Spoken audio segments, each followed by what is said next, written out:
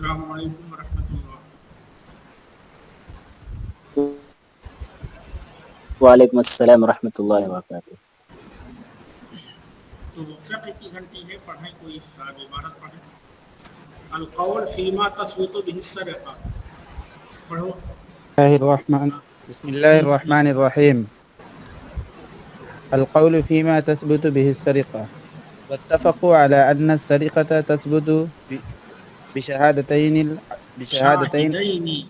بشاهدين عدلين، وعلى أنها تثبت بإقرار الحر، واختلفوا في إقرار العبد، فقال جمهور فقهاء الأمصار إقراره على نفسه موجب لحده وليس يوجب عليه غرما. وقال زفر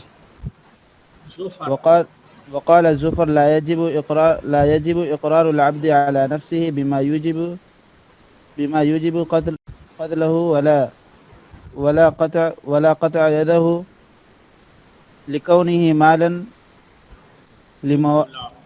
لمولاه. وبه قال شريح والشافعي وقتادة وجماعة. وإن رجع عن الإقرار إلى شبهة قبل رجوعه، وإن رجع إلى غير شبهة فعن مالك في ذلك روايتان. هكذا حكى البغداديون عن المذهب، وللمتأخرين في ذلك تفصيل ليس يليق بهذا الغرض، وإنما هو لائق بتفريع المذهب.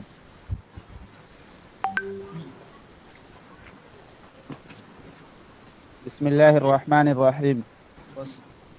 وصلى الله على سيدنا محمد وآله وصحبه وسلم تسليما. كتاب الحرابة.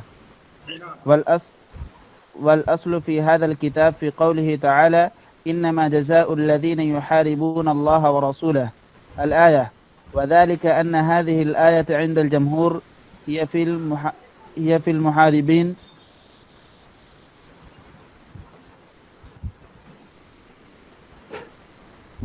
وذلك أن هذه الآية عند الجمهور هي في المحاربين.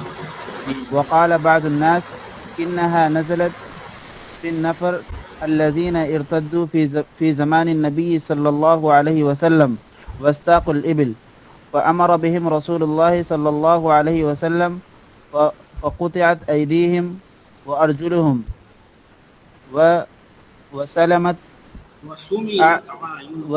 وسملت أعينهم.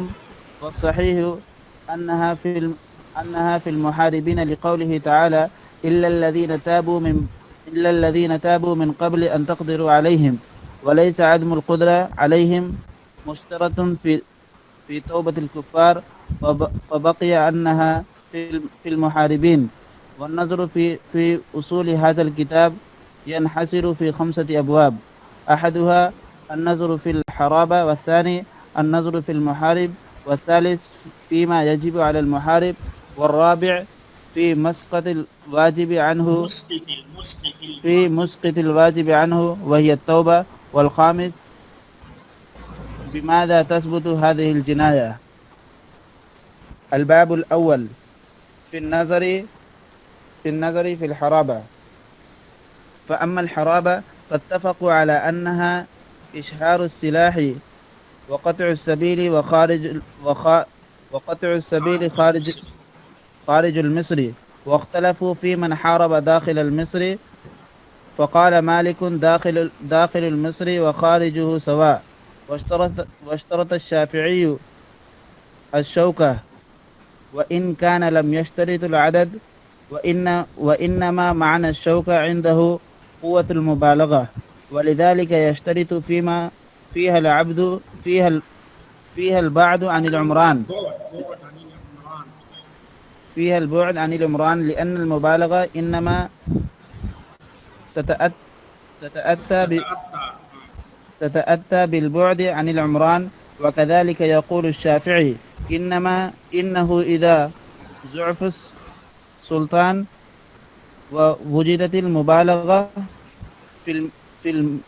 في المصري كانت محاربة، وأما غير ذلك فهو عنده اختلاس. وقال أبو حنيفة لا تكون المحاربة في المصري. چلیے دیکھیے، چلو دیکھو، تو آج ہے بحث القول فیما تثبت به السرقہ.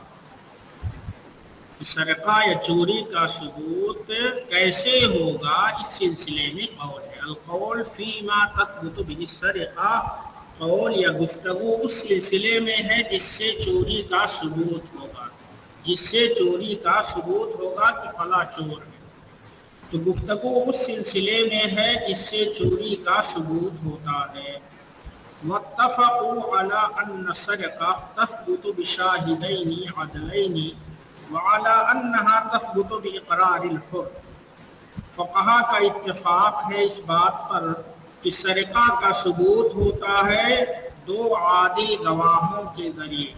دو عادل آدمی کسی شخص کے بارے میں گواہی دیں کہ اس نے فلاں مال کی چوری کی ہے، یا ان دونوں نے فلاں کو یہ مال چراتے ہوئے دیکھا ہے. تو فقہا کا اتفاق ہے اس بات پر کہ چوری ثابت ہوتی ہے دو عادل گواہوں کے ذریعے.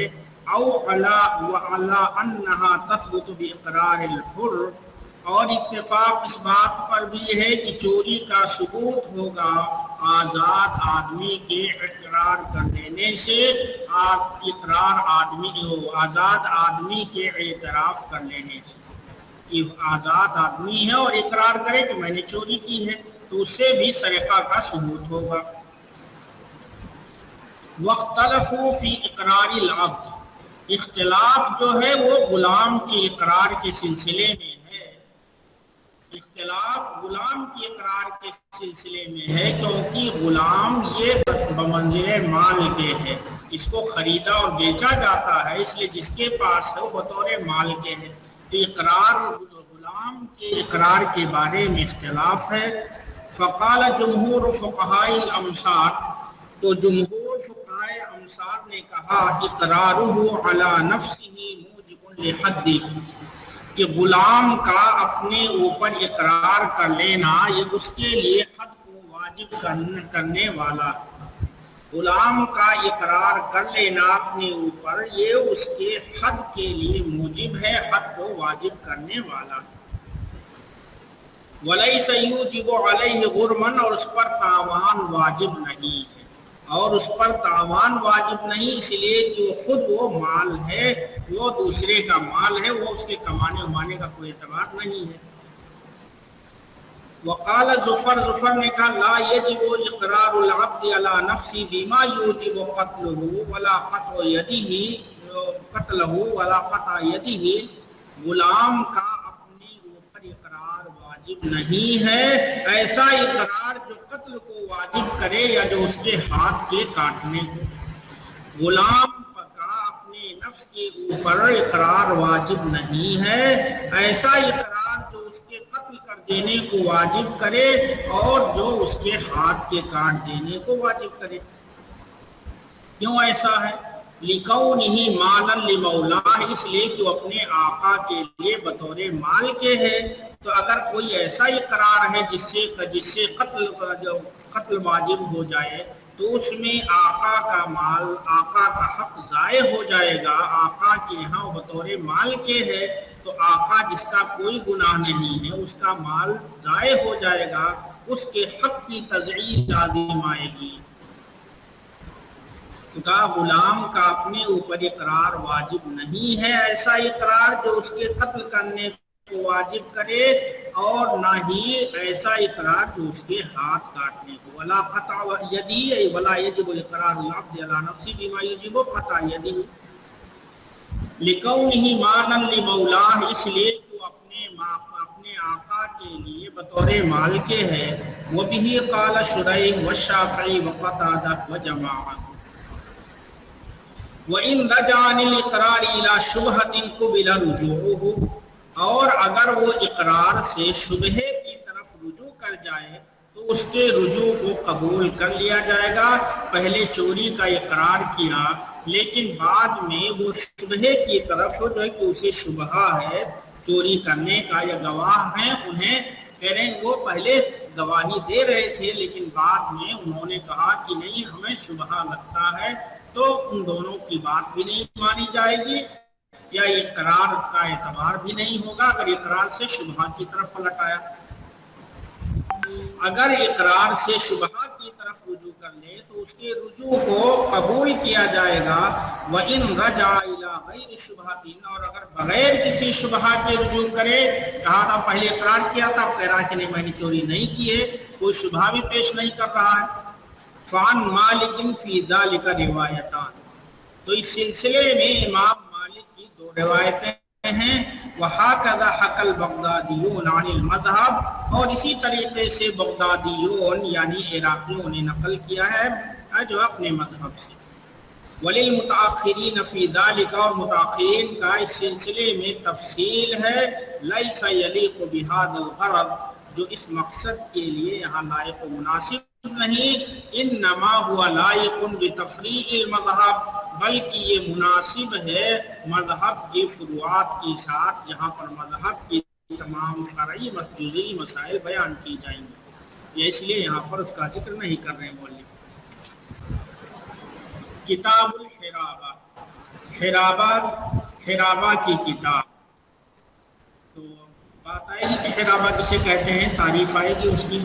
والاصل فی ھذا الکتاب قولہ تعالی انما جزاء الذین یحاربون اللہ ورسولہ الآیہ، اس کتاب یعنی اس باب کے اندر، حرابہ کے باب کے اندر اصل اللہ سبحانہ وتعالی کا یہ قول ہے، انما جزاء الذین یحاربون اللہ ورسولہ، بے شک ان لوگوں کا بدلہ جو اللہ اس کے رسول سے جنگ کرتے ہیں، لڑائی کرتے ہیں۔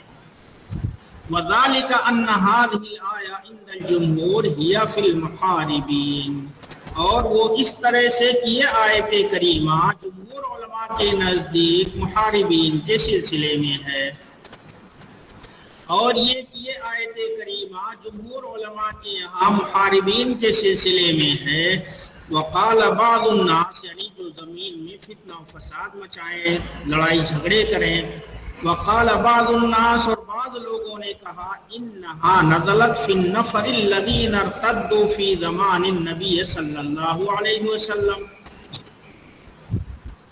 اور بعض لوگوں نے کہا کہ یہ آیت کریمہ اتری ہے ان لوگوں، اس جماعت کے سلسلے میں جو نبی کریم صلی اللہ علیہ وسلم کے زمانے میں مرتد ہو گئے تھے۔ بعض لوگوں نے کہا کہ آیت کریمہ اتری ہے اس جماعت کے سلسلے میں جو نبی کریم صلی اللہ علیہ وسلم کے زمانے میں مرتد ہو گئے تھے، وسطاق الابل، اور وہ اونٹوں کو ہانک لے گئے تھے، وسطاق الابل، اور اونٹوں کو ہانک لے گئے تھے، فامر بهم رسول اللہ صلی اللہ علیہ وسلم فقطعت ایدیہم وارجلہم وسملت اعینہم، تو نبی رسول اللہ صلی اللہ علیہ وسلم نے ان کے بارے میں حکم دیا تھا، یعنی ان کو جب گرفتار کر کے لایا گیا تو رسول اللہ صلی اللہ علیہ وسلم نے ان کے بارے میں حکم دیا تو ان کے ہاتھ اور پیروں کو کاٹ دیا گیا، تو ان کے ہاتھوں اور پیروں کو کاٹ دیا گیا، وسملت اعینہم، اور ان کی آنکھوں میں گرم سلائی پھیر دی گئی، اور ان کے آنکھوں میں گرم سلائی پھیر دی گئی۔ والصحیح انہا فی المحاربین، صحیح بات یہ ہے کہ آیت کریمہ محاربین کے سلسلے میں ہے، ان لوگوں کے بارے میں نہیں ہے جو مرتد ہو کر کے کافر ہو گئے تھے۔ صحیح بات یہ ہے کہ آیت کریمہ محاربین کے سلسلے میں ہے جو بھی زمین میں فتنہ فساد مچائیں، خانہ جنگی پیدا کریں، تو یہ محاربین کے سلسلے میں ہے یہ آیت کریمہ، نہ کہ اس جماعت کے بارے میں۔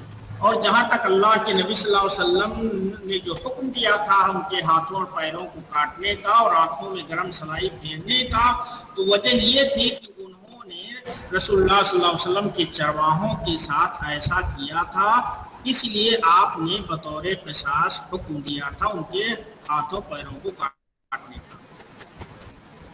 تو کہہ رہے والصحیح انہا فی المحاربین، صحیح بات یہ ہے کہ آیت کریمہ محاربین کے سلسلے میں ہے، اللہ تبارک و تعالیٰ کے اس فرمان کی وجہ سے الا الذین تابوا من قبل ان تقدروا علیہم، سوائے ان لوگوں کے جنہوں نے اس سے پہلے توبہ کر لیا، قبل یہ کہ تم ان پر قادر ہو، قبل یہ کہ تم ان پر قادر ہو، یعنی تمہارے ان پر قابو پا لینے سے پہلے وہ توبہ کر لیں۔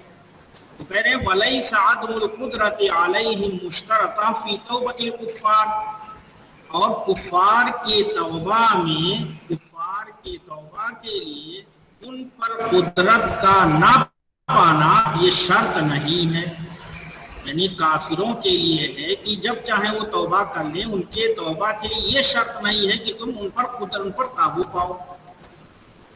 تو کہنے وَلَيْسَ عَدْمُ الْقُدْرَةِ عَلَيْهِمْ، کہا کہ ان پر قدرت کا قابو کا نہ پانا یہ اس کی شرط نہیں ہے تو کفار کے توبہ کے لیے۔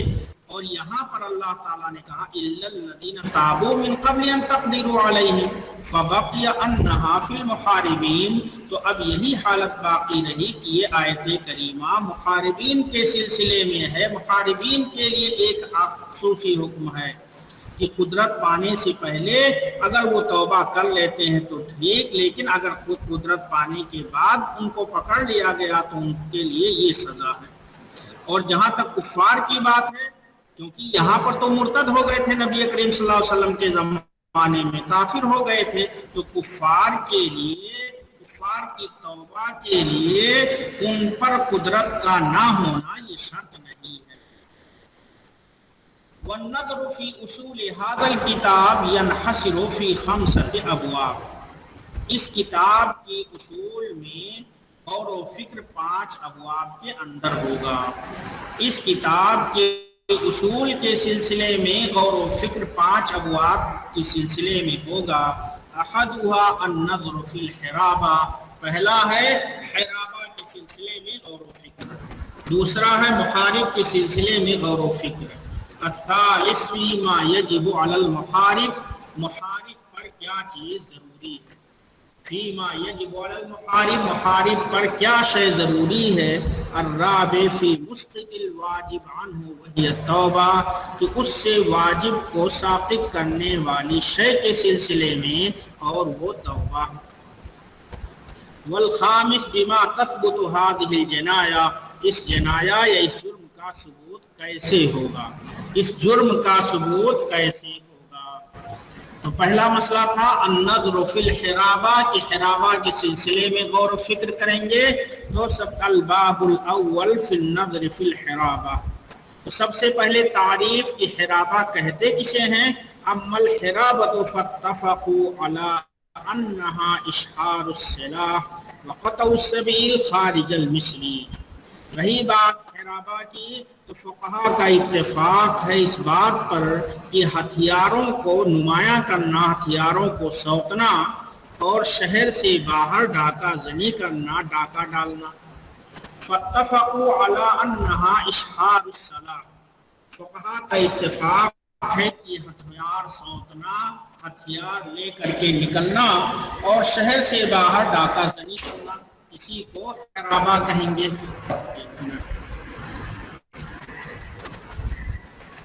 تو یہ ہے حرابہ کی تعریف۔ واختلفوا فی من حارب داخل المصر، اور فقہا کا اختلاف ہے اس شخص کے سلسلے میں جو شہر کے اندر محاربہ کرے، جنگ کرے۔ واختلفوا فی من حارب داخل المصر، اور فقہا کا اختلاف ہے اس شخص کے بارے میں جو شہر کے اندر محاربہ کرے، شہر کے اندر لڑائی جھگڑا کرے۔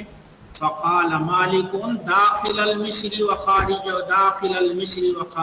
سواء، امام مالک نے کہا شہر کے اندر ہو یا باہر سب یکساں ہے، کہیں بھی اگر وہ جو بیجا لڑائی کرتا ہے، دوسرے لوگوں پر ہتھیار اٹھاتا ہے، قتل و غارت گری کرتا ہے، چاہے شہر ہو یا شہر سے باہر ہو، تو وہ حرابہ کا مرتکب ہوگا، محارب کہلایا جائے گا۔ واشترط الشافعی الشوکہ، امام شافعی رحمہ اللہ نے قوت و طاقت کی شرط لگائی ہے، یعنی آدمی جو جو شہر کے اندر قتل و غارت گری کر رہا ہے اس کے پاس قوت و طاقت ہو، دوسروں پر غلبہ پانے کی صلاحیت ہو. ہاں ایسا نہ ہو کہ بالکل کمزور ہو کہ لوگ اس کو دبا دیں. ہو سکتا ہے کہ وہ مظلوم رہا ہو. اس لیے امام شافعی رحمہ اللہ نے شوکا شرط لگائی ہے. شوکا کے معنی ہیں اتنی قوت و طاقت جس سے اس کے غالب ہونے کا امکان ظاہر ہو رہا ہو. اس کے پاس ہتھیار ہے، تلوار ہے، دوسرے لوگ نہتھے ہیں، اس طرح کی کیفیت ہو. امام شافعی رحمہ اللہ نے شوکا کی قوت و طاقت کی شرط لگائی ہے. وَإِن كَانَ لَمْ يَشْتَرِطْ الْعَدَدَ، گرچہ انہوں نے عدد کی شرط نہیں لگائی ہے. وَإِنَّمَا مَعْنَى الشَّوْكَةِ عِنْدَهُ قُوَّةُ الْمُغَالَبَةِ. امام شافعی رحمہ اللہ کے یہاں شوکا کا معنی ہے غالب آنے کی قوت، دوسرے پر غالب آنے کی قوت اور طاقت موجود ہو، اس کا امکان ہو، اس طور پر کہ اس کے پاس ہتھیار ہو، بندوق ہو، تلوار ہو اور اس کے بالمقابل لوگ نہتھے ہوں. وَلِذَلِكَ يُشْتَرَطُ فِيهَا الْبُعْدُ عَنِ الْعُمْرَانِ.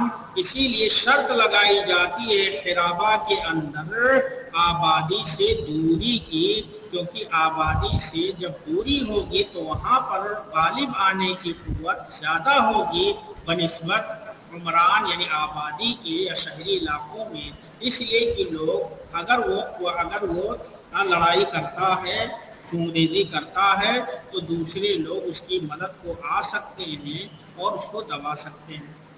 اسی لیے کہا وَلِذَلِكَ يُشْتَرَطُ فِيهَا الْبُعْدُ عَنِ الْعُمْرَانِ.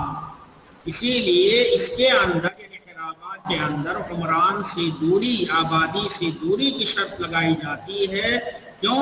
لِأَنَّ الْمُغَالَبَةَ إِنَّمَا تَتَأَتَّى بِالْبُعْدِ عَنِ الْعُمْرَانِ.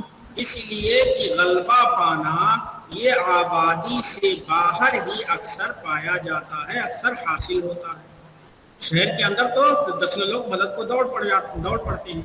لِأَنَّ الْمُغَالَبَةَ، اس لیے کہ غلبہ پانا کا امکان یہ شہر سے، آبادی سے دوری پر پائی جاتی ہے. اسی لیے اس طرح کی قتل و غارت گری وغیرہ عام طور پر عمران سے باہر کی جاتی ہے. وَكَذَلِكَ يَقُولُ الشَّافِعِيُّ، اور ایسے ہی امام شافعی رحمہ اللہ نے کہا ہے اِذَا ضَعُفَ السُّلْطَانُ وَأُجِدَتِ الْمُبَالَغَةُ فِي الْمُغَالَبَةِ فِي الْمِصْرِ، کہ جب سلطان کمزور ہو پڑ جائے، سلطان کی قوت و طاقت کا کوئی اثر ظاہر نہ ہو، وَأُجِدَتِ الْمُغَالَبَةُ فِي الْمِصْرِ، اور شہر کے اندر غالب آنے کی قوت اور اس کا امکان پایا جائے، تب اس کو بھی محاربہ کہیں گے. ہاں کانت محاربتاً، تو اس کو بھی محاربہ کہیں گے. امام شافعی رحمہ اللہ اسی طرح کہتے ہیں کہ جب سلطان کمزور پڑ جائے، اس کی قوت، اس کی فوج، اس کے لشکر کا کوئی اثر دکھائی نہ دے اور شہر کے اندر غالب آنے کا امکان پایا جائے تو یہ محاربہ ہوگا. اما غیر ذلک فهو عنده اختلاس. رہی بات اس کے علاوہ کی، جب غلبہ پانے کی کا امکان نہ ہو اور کوئی کسی سے چھین لے کوئی چیز یا اور کوئی چیز، تو یہ اختلاس ہوگا. اختلاس کہتے ہیں جھپٹا مارنا، کسی سے کوئی چیز اچک لینا اور اس کو لے کر بھاگ لینا. اما غیر ذالک، رہی بات اس کے علاوہ صورتوں کی، تو وہ امام شافعی رحمہ اللہ کے یہاں اختلاس ہے. اختلاس کہتے ہیں کسی چیز کو اچک لینا، جھپٹا مار کر چھین لینا. قال ابو حنیفہ، امام ابو حنیفہ رحمہ اللہ کہتے ہیں لا تکون محاربۃ فی مصر، شہر کے اندر محاربہ نہیں ہو سکتا. تو اسی لیے کیونکہ وہاں پر حکومت کی طرف سے فوج لشکر ہوتی ہے اور لوگ بھی وہاں پر ہوتے ہیں جو اس پر غالب آ سکتے ہیں، اس کو غالب آ سکتے ہیں. اسی لیے کہا امام ابو حنیفہ رحمۃ اللہ علیہ نے کہ شہر کے اندر محاربہ نہیں مانا جائے گا، محاربہ کی سزا وہاں پر نہیں دی جائے گی، اس کے لیے دیگر اور تعزیراتی سزائیں ہوں گی. لیکن صحیح بات یہی ہے جیسا کہ امام شافعی رحمہ اللہ نے کہا کہ اگر سلطان کا دبدبہ کمزور پڑ جائے، شہر کے اندر بھی غالب آنے کا امکان پایا جائے، تب بھی اس کو محاربہ کہیں گے. اور آج کے زمانے میں ساری چیزیں واضح ہیں، شہروں ہی میں اکثر ایسی چیزیں ہوتی ہیں. الباب الثانی فی النظر فی المحارب، دوسرا باب ہے محارب کے سلسلے میں غور و فکر کرنا، محارب کے سلسلے میں غور و فکر کرنا۔ اما المحارب فهو كل من كان دمه محقونا قبل الحرابة وهو المسلم الذمي۔ محارب کہتے ہیں ہر وہ شخص جس کا خون محفوظ ہو حرابہ سے پہلے، محارب نہیں، یہ محارب ہونا چاہیے، نظر فی المحارب نہیں، ٹھیک ہے محارب، محارب۔ اما المحارب تو ہر وہ شخص جس کا خون محفوظ ہو حرابہ سے پہلے، یعنی حرابہ کرنے سے پہلے اس کا خون بہانا جائز نہیں تھا، اور وہ کون ہے؟ مسلمان اور ذمی، والمسلم الذمی، مسلمان اور ذمی ہے۔ ذمی کہہ دینے سے تمام جو ہے کفار داخل ہو جائیں گے، کفار اہل کتاب سب اس میں شامل ہو جائیں گے ذمی میں، اس لیے کہ اسلامی حکومت کے اندر وہ ٹیکس دے کر کے رہتے ہیں۔ اب بچے مسلمان تو مسلمان اور ذمی حرابہ سے پہلے جن کا خون بہانا ناجائز تھا، اب اگر وہ اس طرح کی قتل و غارت گیری کریں گے تو محارب کہلائیں گے۔ اب اس کے بعد اگر قتل و غارت گیری کرتے ہیں تو وہ محارب کہلائے جائیں گے۔ چلیے تھوڑا سا اور دیکھنے وقت ہے۔ الباب الثالث فیما یجب علی المحارب، تیسرا باب ہے کہ محارب کے اوپر کیا چیز واجب ہوتی ہے، یعنی محارب کو کیا سزا دی جائے گی، محارب کے اوپر کیا چیز واجب ہوتی ہے، اسے کیا سزا دی جائے گی۔ وہ اما ما یجب علی المحارب، رہی بات جو چیز محارب پر واجب ہوتی ہے، فاتفقوا علی انہ یجب علیہ حق اللہ وحق للآدمین۔ رہی بات محارب پر کیا چیز واجب ہوتی ہے، تو فقہا کا اتفاق ہے اس بات پر کہ اس کے اوپر اللہ سبحانہ و تعالیٰ کا حق واجب ہوتا ہے اور آدمیوں کا حق بھی واجب ہوتا ہے، کہ اگر کسی آدمی کا مال وغیرہ لوٹا ہے تو اسے واپس بھی کرنا ہوگا۔ تو یہ فقہا کا اتفاق ہے کہ اس کے اوپر حق اللہ اور حق العالمین دونوں واجب ہوتے ہیں۔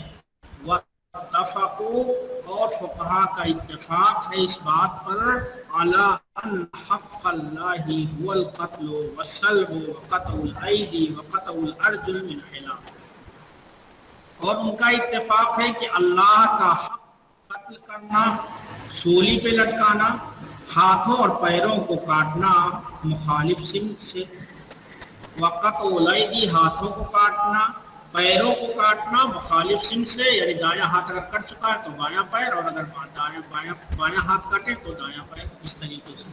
والنفی، اور ان کو جو ہے شہر بدر کرنا، علی ما نص اللہ فی آیت الحرابہ، جیسا کہ اللہ تبارک و تعالیٰ نے صراحت کی ہے حرابہ والی آیت کے اندر۔ پڑھیے پوری آیت، انما جزاء الذین یحاربون اللہ ورسولہ، پڑھیے آگے، ويسعون في الأرض فسادا أن يقتلوا أو يصلبوا، دیکھیے قتل ہوا، یصلبوا سلب ہوا، اور أو تقطع أيديهم وأرجلهم من خلاف، یہ تیسری سزا۔ اور آگے او ينفوا من الأرض، او ینفونا، نفی کا ذکر ہو گیا، او ینفونا، تو یہ جو نفی کا ذکر ہو گیا، شہر بدر کر دیے جائیں۔ تو یہ آیت کریمہ میں اس بات کی صراحت ہے کہ یہ ہے اللہ کا حق کہ ان کو یہ سزائیں دی جائیں گی۔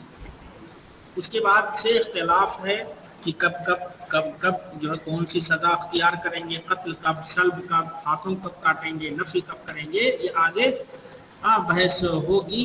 واختلفوا فی هذه القوات، تو اس کو کل انشاءاللہ اس کو پڑھائیں گے، اختلاف والی وجہ، اس لیے کہ یہاں سے باقی باتیں لمبی جائیں گی۔ وليس عدم القدرة عليهم وليس عدم القدرة عليهم مشترطہ فی توبۃ الکفار، یعنی یہ بات واضح ہے کہ کفار کے توبہ کے لیے ان پر قدرت کا نہ ہونا شرط نہیں ہے، یعنی کفار اگر توبہ کرنا چاہیں تو یہ شرط نہیں ہے کہ جب تم کفار پر قادر آ جاؤ تب وہ پہلے سے توبہ کیے رہیں یا نہ کیے رہیں، کفار کبھی بھی توبہ کر سکتے ہیں۔ الا الذین تابوا من قبل ان تقدروا علیہم، تو کہا اسی لیے کفار اس سے نکل گئے، تو جب کفار نکل گئے تو بچے محاربین، اور محاربین میں کون آئیں گے؟ مسلمان اور ذمہ آئیں گے۔